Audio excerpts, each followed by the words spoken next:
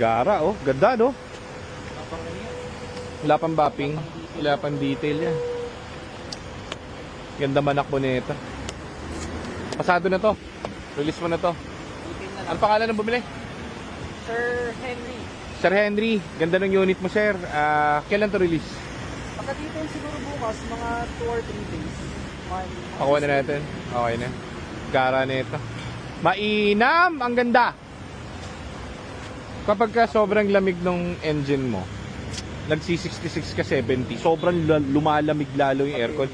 Pero ang normal talaga niyan guys, 90 to 100, okay lang yon. Pero kapag yan, nasagad mo talagang naka-instant ka ng 60-70, ay napakalamig guys, parang Baguio. Condenser, nagpa-condenser din. Oo. Kaya nung nirefresh yung engine yan, puro bago na lahat, no? Kaya lamig din ang aircon. Sumobra yung ano eh, yung 66, 67.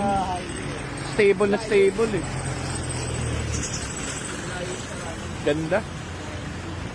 So, teka, hintayin lang natin si Ating. Nagpakabit tayo nung card. Tapos, babachi na tayo. Ano na lang eh, 19 minutes na lang nandun na tayo. Sabihan mo na si Sir ha. Si Burugtong. Ay, malapit na kami, Burugtong.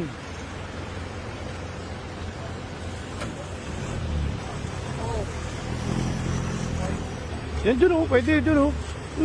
Ano? Ha? Ako, malapit na mag alas 8.